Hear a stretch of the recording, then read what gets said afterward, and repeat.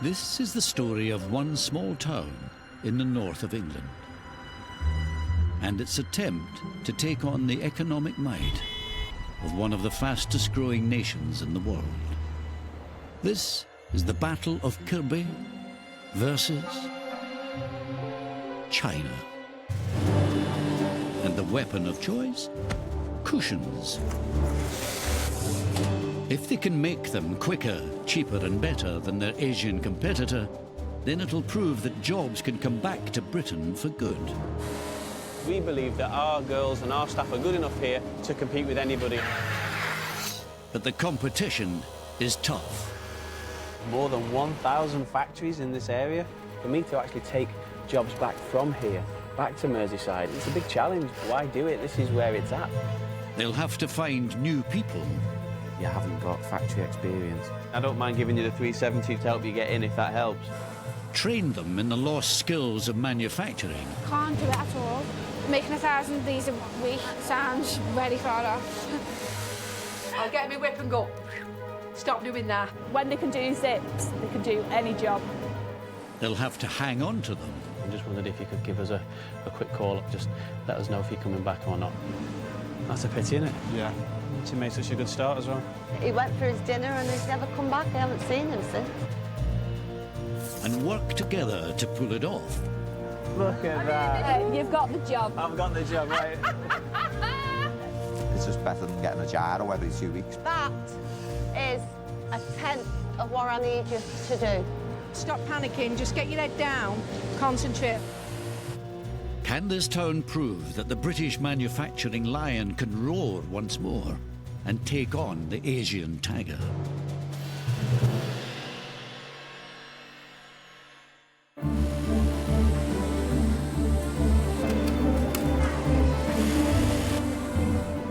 Morning, ladies. Tony Caldeira owns 2 cushion factories. These would be good for a fight, wouldn't they? Land of open glory, what do you reckon? In Kirby, Merseyside, he employs 40 people. How long have you worked for us now? 14 years. 14 years. You don't get that for armed robbery, do you? And in this factory on China's industrial east coast, he employs 50. Now Tony's embarking upon one of the biggest business experiments of his career.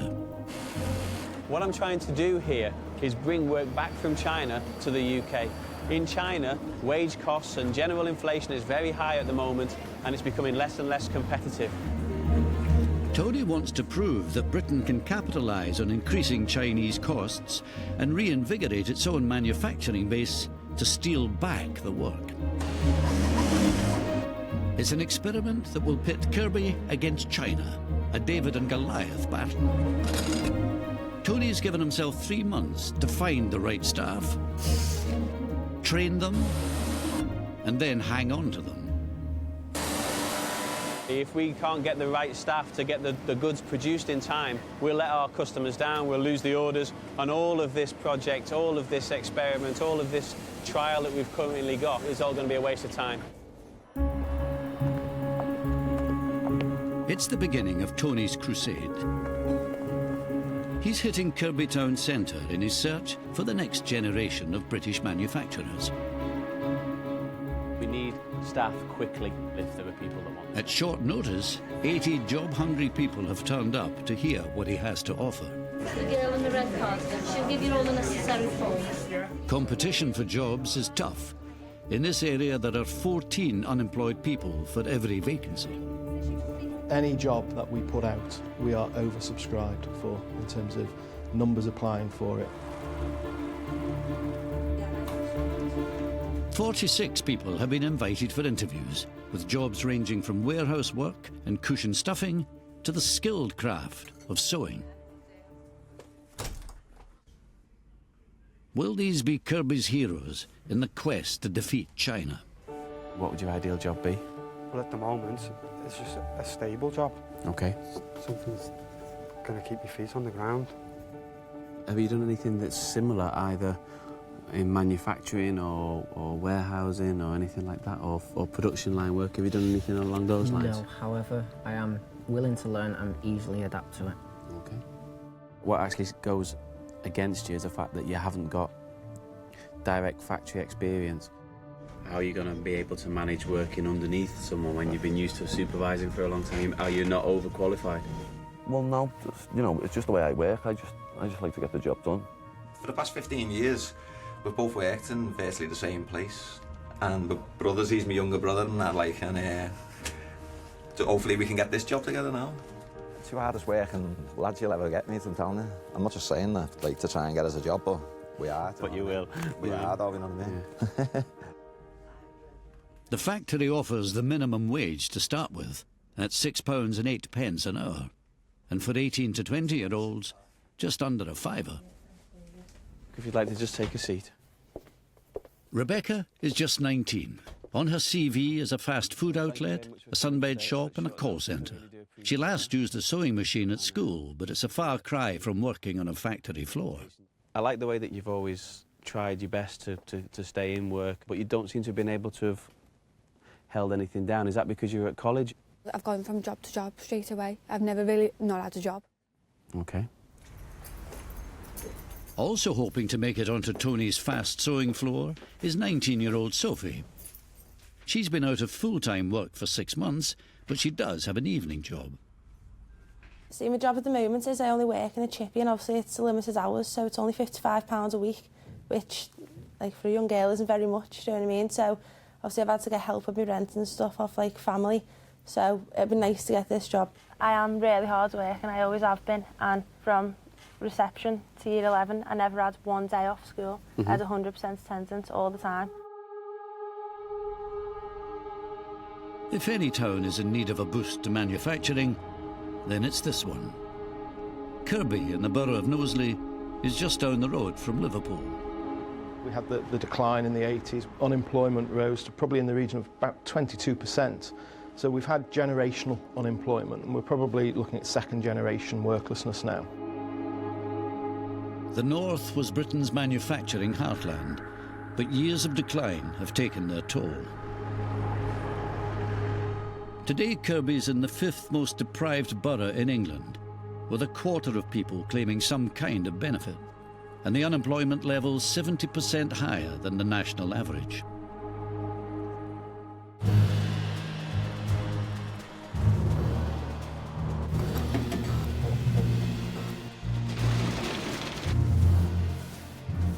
Tony's taken on 17 new staff. For Nick, Paul, Gary, his brother Todd, Rebecca, Sophie and Val, it's their first day. These will be the troops in his battle against China's global dominance.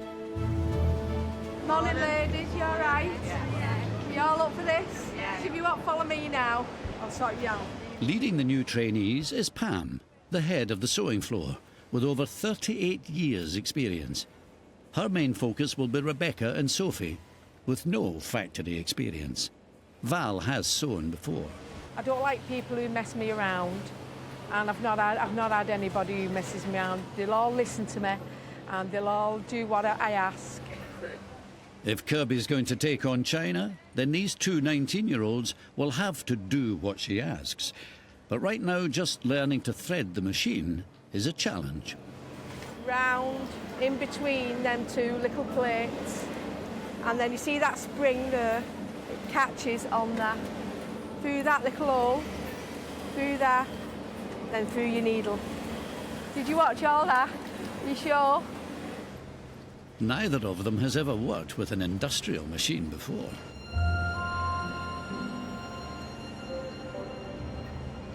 So, what way do you go round your plates?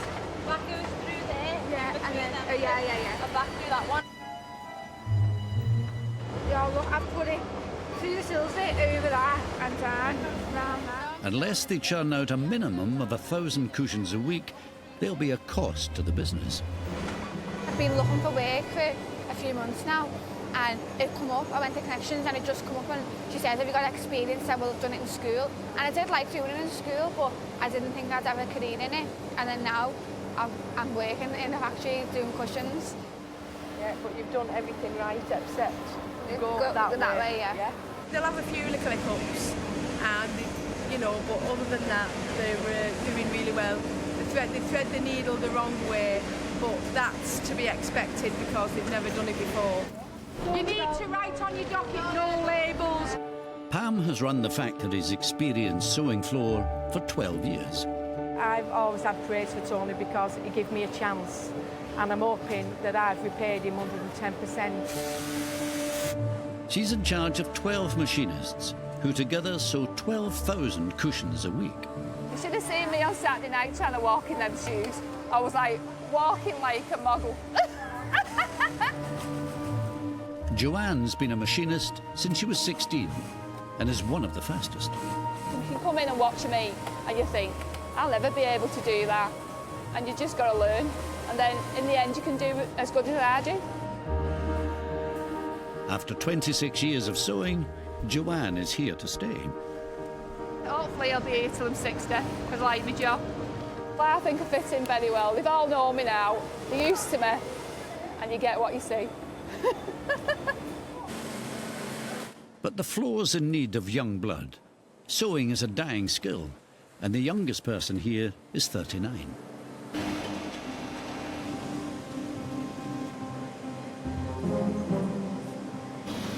Hi, Debbie. You all right? Malcolm's the factory's manager and Tony's right-hand man for the last 12 years. It's his job to make the dream of the Kirby expansion come true. You've done 200 by now, that's brilliant. All right, see you later. No, it's not going to be simple. There's always some complications when you try things like this. With his 30 years of experience in textiles, Malcolm will be the person trusted to implement Tony's plan. People have always said that me and him are a good combination because I'm the boring one who keeps his feet on the ground. He wants to go at 300 miles an hour and I'm going at a snail's pace, shall we say. Tony's always full of ideas and Malcolm will go, oh no, not again. Tony's current challenge for Malcolm is nothing less than to resuscitate British manufacturing with the new recruits. In many ways, a lot of our workforce is getting older, and a lot of the skill base is also getting older as well. We're getting to the point where we need to get some new staff in and some younger people into the industry in order that we've got a long-term sustainable future. But Malcolm's sceptical about recruiting trainees. Until they're up to speed, they're a cost to the business. We've not had people under 20 for quite some time actually training. We've tended to recruit more experienced ladies because we need to make cushions quickly. So when you start to train people, obviously they don't add any extra work to your output. Like all the machinists, Rebecca and Sophie will be paid minimum wage, but can earn a bonus if they break their targets of about 50 cushions an hour. But at the moment, there's a lot to learn. Press your foot back now. They won't be able to make the money straight away. Cause I can remember I never used to earn money straight away. And then gradually they will. There's still a long way to go if the new recruits are to compete with the Chinese workers who earn just £1 an hour.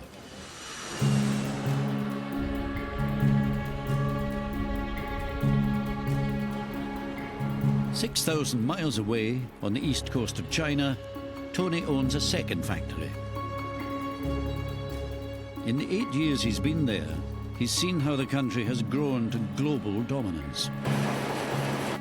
Key to that is the dedication of the Chinese workers. In Zhejiang province, Tony's staff sleep at the factory and only go home once a year. They are very hard-working, very aspirational, very keen to do better, of course. Most of the workers have migrated to the East Coast to earn bigger wages and send the money home. What's your hope for the future? What are you working towards? 以后我就是想打工，多挣一点钱，回家教小孩子好好上学，就想挣到钱以后，我回家带孩子上好好教育孩子。 But the Chinese workforce is changing. Soaring costs in the shops mean they want more pay. 那肯定了，东西涨价了。我觉得现在挣钱就是不好挣，就是花钱贷款。 In the last 8 years, the basic pay in Tony's factory has rocketed from 20p to £1 an hour. On top of wage inflation, there's an unfavourable exchange rate for the West, shipping costs, taxes and cultural barriers. You know, people would say that China was the cheapest place in the world to manufacture. It isn't anymore. So the fact of the matter is fairly simple. You know, China isn't going to dominate the world's manufacturing forever. These rising costs have already led Tony to reduce his workforce in China from 200 to 50. The changes in China are a big opportunity for Britain. Tony is expanding in Kirby, or at least that's the plan. There's already been a resignation. On the sewing floor, Rebecca and Sophie are still struggling with the demands of a skilled machinist job. Right, you're going on the proper cushions now, and you're going to be doing boxing. It's, to me, a bit easier job, but it won't be to them. They've got to learn. But are they ready, willing and able? So you've sewn all the way around. So when it's turned through, there's your cushion made. Okay?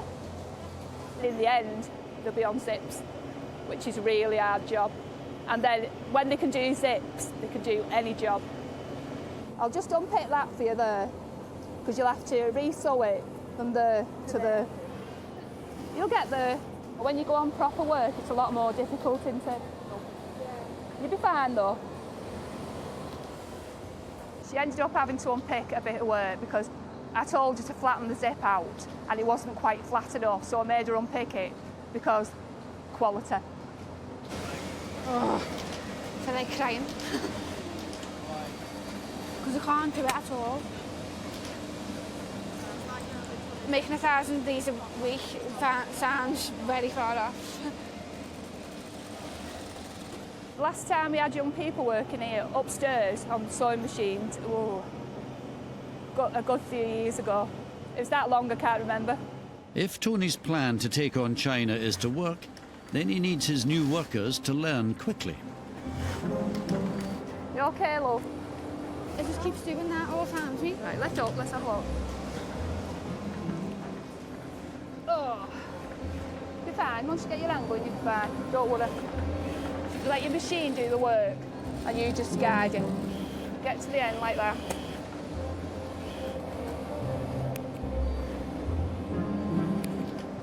What it is, it's just angling. Yeah? Okay. See that corner's on there. Okay, love. Don't get frustrated, you'll be all right. By the end of the day, Rebecca has had to unpick her sewing 5 times. Sophie, just once. Sophie was a lot more confident. You could tell she'd done something like that before, like in college. And I don't know whether Rebecca's done the same, but Sophie picked her up a lot quicker than Rebecca. She's still doing well, but she's just a bit more nervous. Yeah, when you start getting angry with yourself, you're just like, I'll give up, and then you just throw it to the side, but then you can't do that, you've got to keep going because you've got targets to hit, so, I don't know, she'll be all right though. Because she was getting a bit flustered today. I just hope she comes in tomorrow and starts afresh, and then she'll get back into it. But I just don't want her panicking and get herself all frustrated. How many boxes are these? 5. Also in their first week are Gary and Todd. They're working on filling and packing, and are the second set of brothers the factory's taken on. When I got the call, I was made up. I just got straight on the phone to my family and told them I got the job.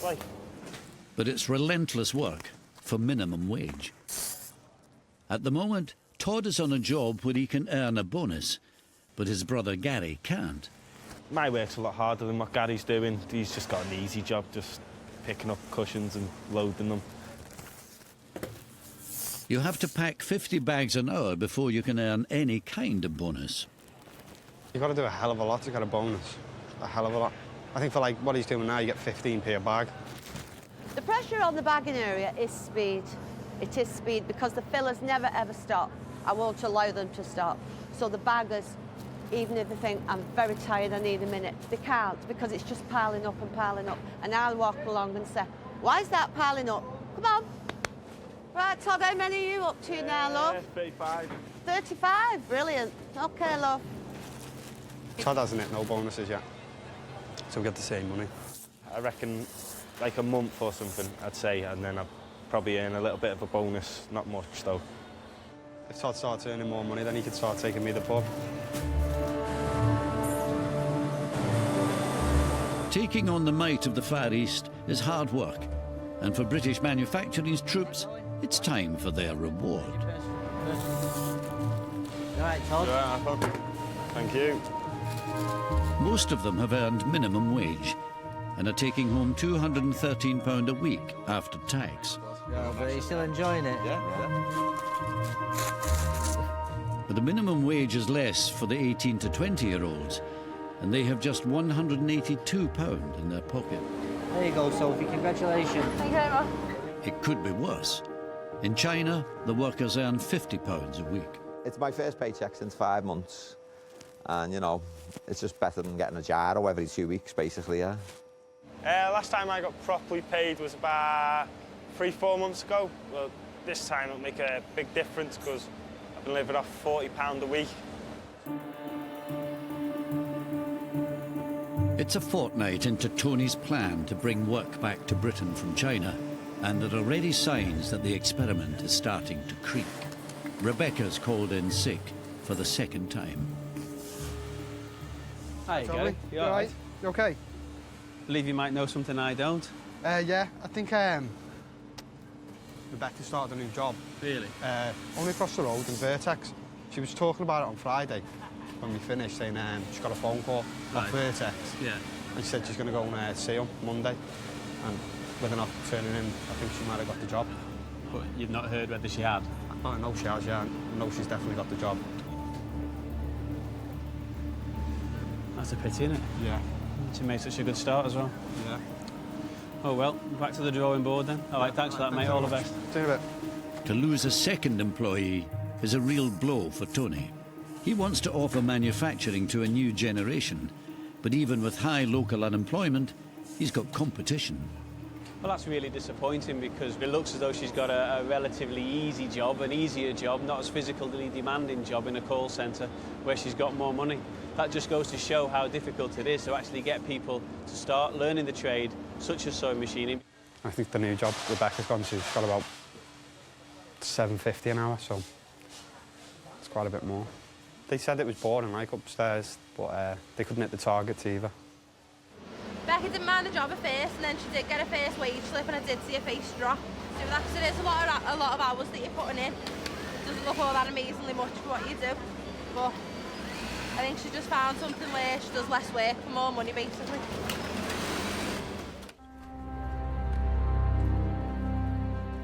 By leaving to work in a call centre, Rebecca has managed to increase her pay by a third. Hi, Rebecca. Tony here. Hope you're well. Just heard from one of the guys that you might have found some other alternative employment here in Merseyside, and just wondered if you could give us a quick call and just let us know if you're coming back or not. That'd be much appreciated. Thank you. Bye-bye.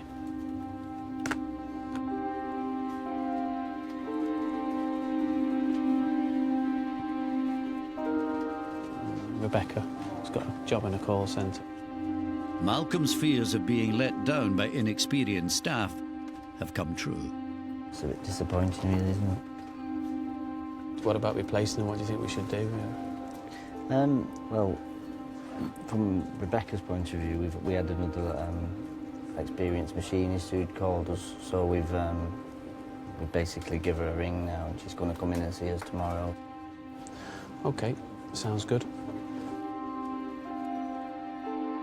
Ultimately, our customers won't allow us to pay our staff anymore. If we paid our staff too much, our products would become too expensive, and then we wouldn't have any business at all.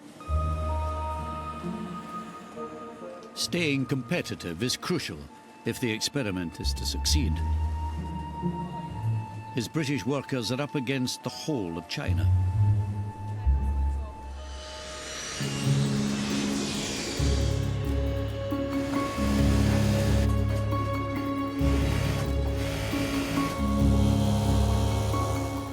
Tony's owned a factory here for 8 years. 早上好. Hey, good to see you.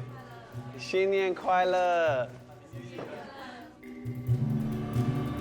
And just like in Kirby, there's a staffing crisis brewing. Hey, Xiaoqi, 你好. Helping Tony sort it out is Jai, his financial controller. If you can tell her, I don't want her to leave because I like her work. Tony is being held to ransom by one of his staff. Originally, he came to China as labour costs were low. People view the Chinese workforce as quite docile and subservient, but this younger generation of Chinese has more confidence. It's, you know, it is cockier almost. I can't pay a crazy salary. Also, I need to pay a fair salary for the job. Chi has worked in the warehouse for 3 years. She's been offered a 30% pay rise, but it's not good enough. 我昨天已经给过他价格那个了呀，5万了。我昨天跟他说5万了。She said she has told you she wants 50,000 per year. This would give her a 50% pay rise. 因为那你去年给我涨得少了，本身你说现在没什么活，那我还能接受，我可以的。要是像去年上半年一样这样忙起来的话，我觉得应该不能接受的。要么叫他重新找一个人也行。If you can pay her that, she suggests you can find another work instead of her. Okay.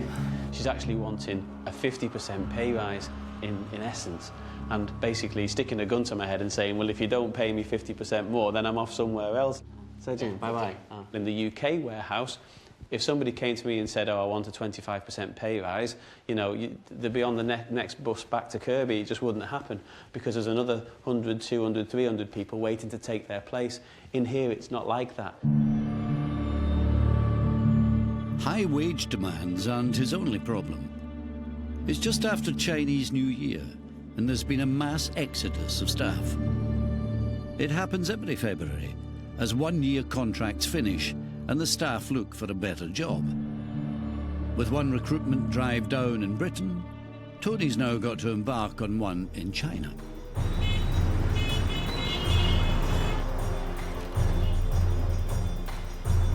This is Chinese for the job centre. Hundreds of manufacturing positions are on offer.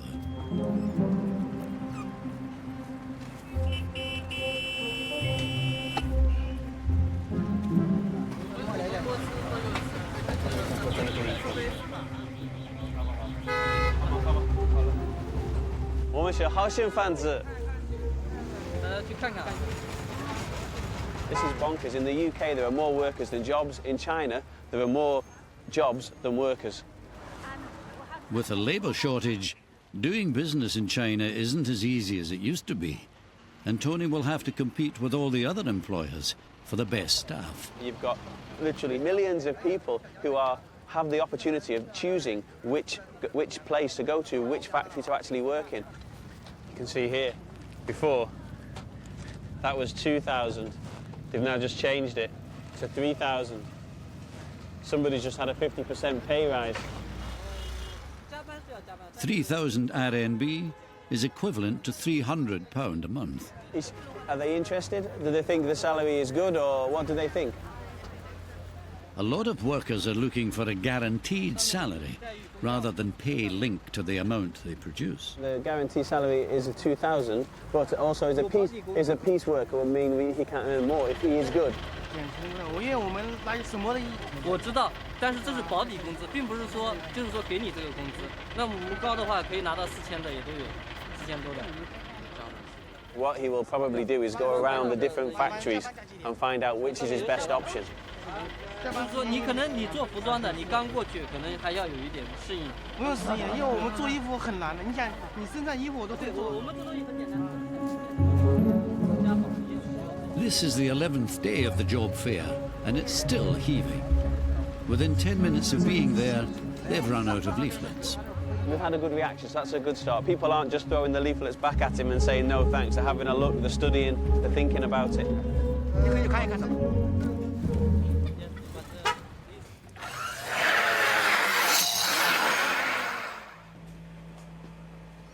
In Britain, the factory picks the staff. But here in China, it's the staff who pick the factory. And what better way than to check out the potential workplace?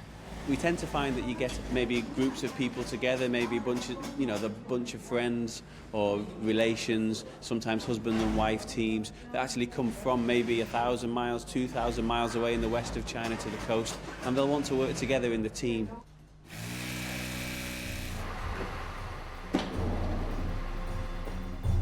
Although recruitment is difficult and costs are rising in China, a short drive illustrates what a threat it still is. The Hangzhou Bay Area is famous. It's the capital of home textiles manufacturing in the world. It's probably like Lancashire was in the 18th, 19th century, where we were the workshop of the world. Now, that workshop of the world, in terms of home textiles, is here. For me to actually take jobs back from here, back to Merseyside, it's a big challenge. Why do it? This is where it's at. This is where it's all going on in textile. So it's going to be a really big challenge for me to be able to compete.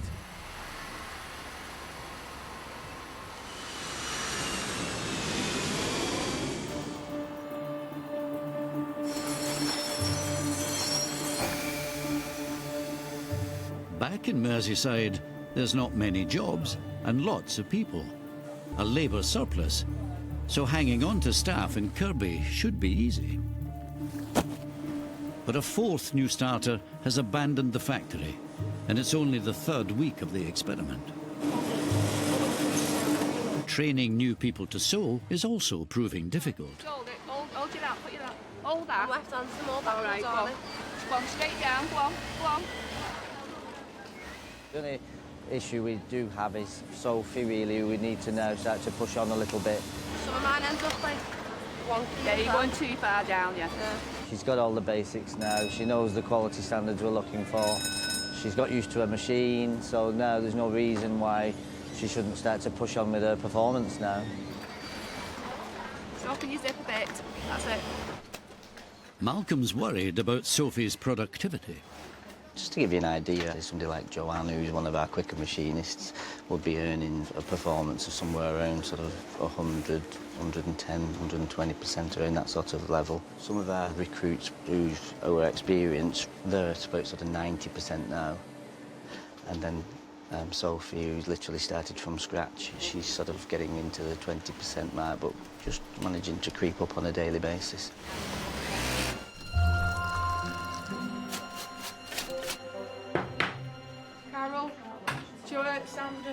Pam and the girls have decided to have a chat with Sophie. At the end of the day, you've got to have your confidence. Once you've got your confidence, then you will go. Once you get used to it and the way we saw, then you'll just pick it up the way. You know, so when you're like lightning. It's I've had years of experience. I started off the way you did, believe me, shaking and fixing and. I really do fumble. I've realised that that's my main problem, that I just fumble we've got everything. We've got to get that out of you now. You will. You'll overcome that. If anyone sees me shaking, you're just going to have to... Yeah. I'll get me whip and go, stop doing that. Malcolm is struggling with Tony's vision of training inexperienced youngsters. Although it's very good to bring people in and train them up, and we have tried to steer away from this simply because of three reasons. One, there's a cost implication for the business. Two, when we're recruiting, we need the work quickly, and if you take a trainee on, they don't actually manufacture much stock in the sort of early period of time. And finally, quality. We've got to make sure that we don't lose our quality. With so many new staff abandoning ship, Tony could follow Malcolm's advice and opt for experienced workers. But Tony wants to do more than just get orders out of the door. He wants to reinvigorate British manufacturing, and he thinks he might have found a new way with the long-term unemployed. At least some of the people that haven't worked for a long time might be more interested in actually building a career and having the patience and the tenacity to stick at it. Tony's hoping that the potential applicants he'll find here are less likely to abandon him for other jobs. So we've got some jobs on the production line. Sometimes it might just be making the cushions. And generally, what kind of issues do your clients face?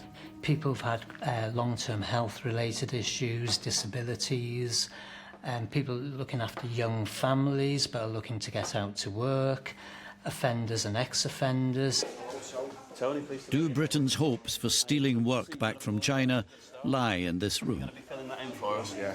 So what kind of work are you looking for, Jim? Well, you mentioned about the sewing and stuff, and I've got experience working on sewing machines, but I got my experience working on sewing machines while I was in prison. What would it mean to you if we could actually give you a chance? Well, it starts me on that road now where I can be a responsible member of society, living an honest life. 80% of the clients who we support into work maintain the job after 3 months and 70% after 12 months. There are risks involved. However, on the flip side, some of them are really keen to actually learn the trade, and because it's very difficult for them to get a job, they may actually knuckle down and get stuck in. Tony needs to get his experiment back on track. He's got vacancies on the sewing floor. It's hard to motivate yourself to go out and look for work because you get turned down at many. Well, most of them don't even turn you down, they just don't get back to you. Like Lauren, Lisa has some limited experience in sewing, but there are other issues holding her back. I've done 6 months caring for my granddad. He unfortunately got attacked. He had carers previously because he had a fall, and like 2 women pretended to be carers and come into his home. So I just spoke to the family and just agreed with them that it was best that I took on caring full time for him. But would it affect his care though if we gave you a chance? Well, I've spoke to him and he said he'd like me to do full time, but I told him I'd try part time first off. I said, and then we'll see how we'll get him with this care and stuff. John sewed bin men's gloves in prison. You've been very honest with me, John, and you told me that you've got a criminal record. I mean, what was that all about? Well, because I got involved with using the drugs and drinking, that I couldn't finance the addiction. So I started smuggling drugs myself, and I got 7 years for smuggling cannabis. Mm. You're telling me now that you're clean and you've got over it? And I went into a treatment centre, 12-step programme, 13 months ago. So what is it? Is it like a rehab clinic or something? You know, a lot of people would probably think, actually, I'm taking a risk by taking you on. I mean, how are you going to help me reduce that risk? I live one day at a time. And as soon as anything goes wrong for me, people are aware of it. They know. I believe I'm more reliable now than I've ever been. Tony's decided to test the sewing skills of all three in a trial at the factory. I'm excited and nervous. What was the outcome? Just to really find out what my benefits and because I'm a carer, so I need to sort that out before. I feel privileged to be able to be given the chance, to go and prove myself in the factory. Giving somebody a job can be quite a life-changing experience for some of the people, and it is quite humbling sometimes when you can see people that desperately want to work for your organisation, just to give them that chance.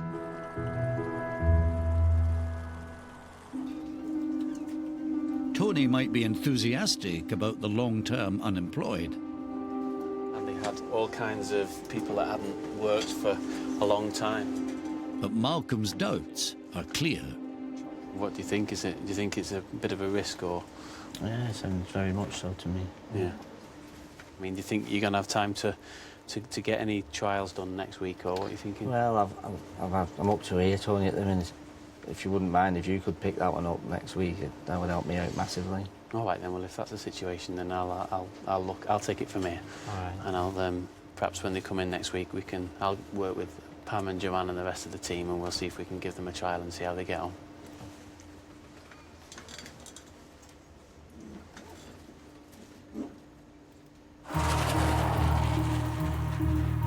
It's the day of the sewing trials, but already there's bad news.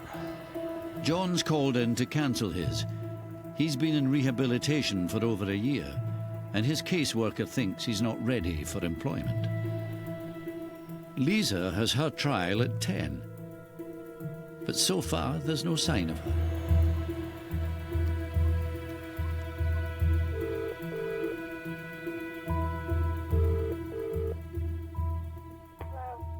Hi, is Lisa there? Yeah, this is Lisa. Hi, Lisa, it's Tony here. How are you? Are you Tony? Are you all right?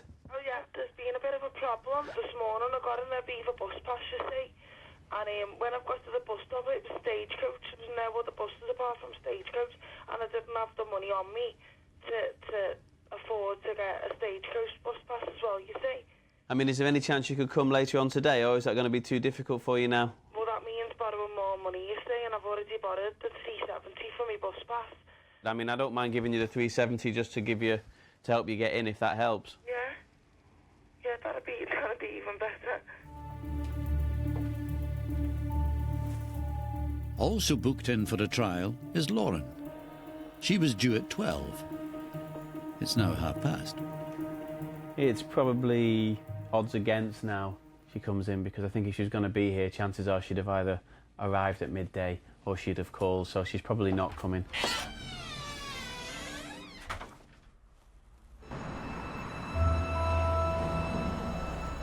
It's now 2 in the afternoon, and Lisa has finally been able to take the bus to the factory.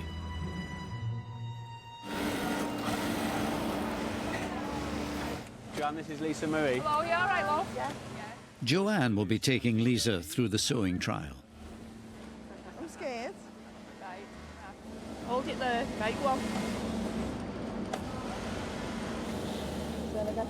Right. Oh, she did fantastic, Lisa. Really good. Really impressed. I think she could do really well. You could tell as soon as she come in, the confidence and everything. Just exactly like me. It was easy because I've done textiles before. I caught on kind of quick and I listened to it as well, so that was a bonus. But Joanne's decided that Lisa isn't the only one that should go on trial. Last time I did this was about 20 years ago, so... I can't believe you got me to have a go at this. Sit down. I'm the boss now. Yes, miss. Right, I'll be all right, he says. Hold on a minute, I'm showing you. Oh, sorry, yes, boss. Right, all that, and then straight down. Okay. Oh, look at that. Look at that. Look at that. Even better, you've been practicing, you have. You've got the job. I've got the job, right? Look at him. Just flying. He's showing off. He's showing off. Oh, no better than him. Well, that's Tony.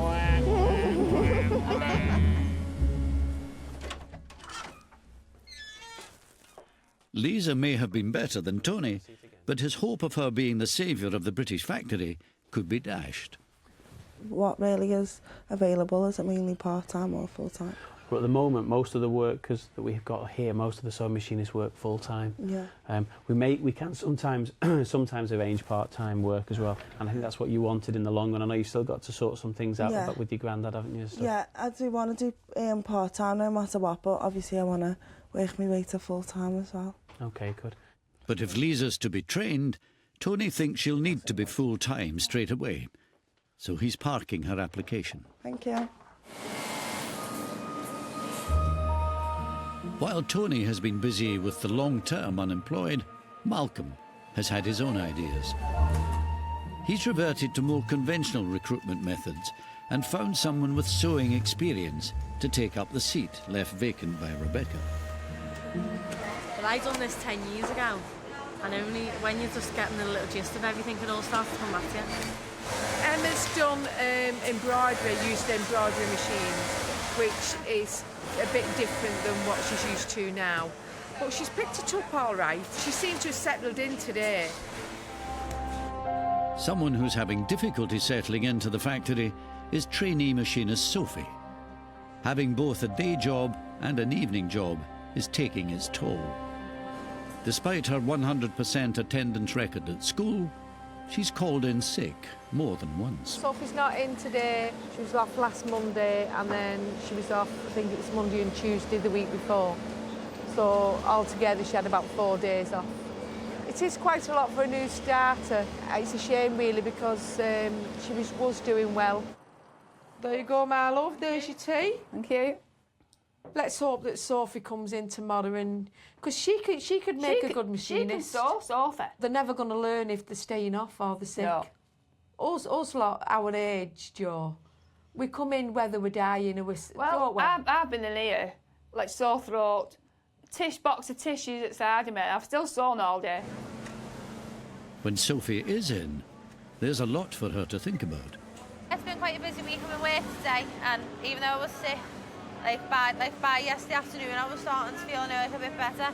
So then I went into my other part-time job last night, and then here today, part-time job tonight, and then back in tomorrow. To be honest, I think all my days have run into one. I think it's all just one big long day, and then it finishes on Friday, and I just try and get my head down and get on with it. She's going to have to, otherwise the plan to steal jobs back from the Chinese could fail. Malcolm's used to suffering in silence, but he's decided to speak out. He's worried that the experiment's in trouble. The trainees are putting the factory under stress. You know, it's all right, you know, to just say, well, let's bring them in and train them, but they need space and they need a machine. And you've also got the cost involved as well, you know. At this time of year, when you're just so desperate to get your orders out, it really is a pain to bring in trainees. We've got to be very careful what we do, but if we've no option, then we'll do that. But, you know, is there alternatives? I mean, is there no agencies out there who do some training so that we're having to train them ourselves? We've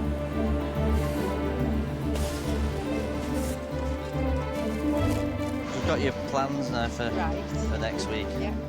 At last, the battle to boost British manufacturing looks like it might have a chance. Orders are rolling in at the Kirby factory. Keep the girls going as quickly as you can, really, because there's just loads to do, Pam. Can't tell you how busy it is. The factory has just had £200,000 worth of extra orders. This is the busiest they've been in years.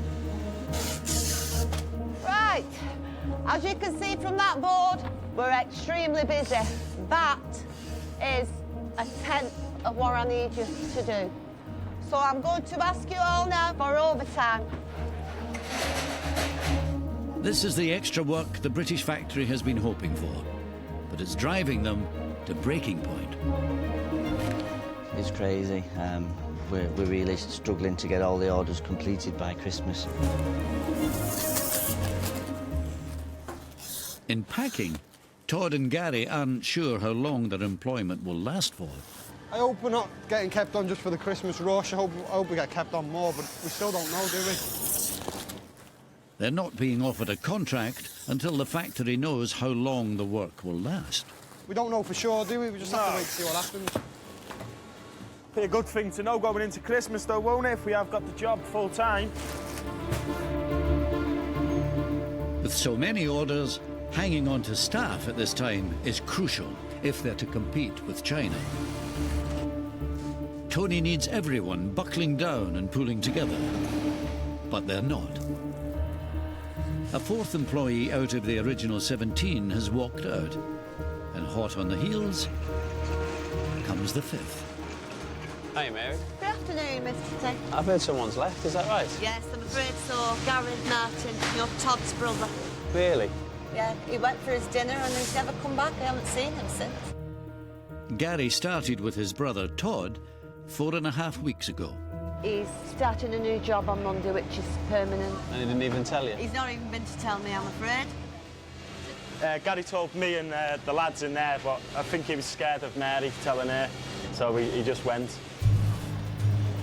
Could have let me know, couldn't he? I'm a little bit angry now, you know. It's like, not only has he bottled it himself, but he's actually let his brother do all his dirty work for him.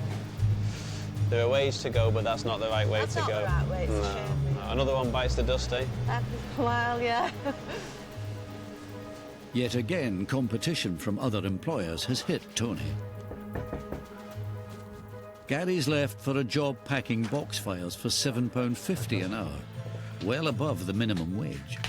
I asked Mary, didn't I? I said, Mary, are we getting permanent contracts? And she was like, oh, I don't know. As long as there's work. As long as there's work, you'll have work. But I basically took that as if work goes slack, These are gone. These are gone, yeah. So, we're disposable.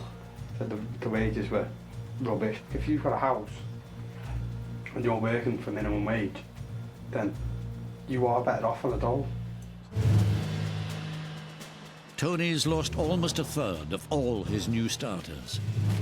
Unfinished orders are stacking up, and Kirby's plans to take on China are hanging by a thread.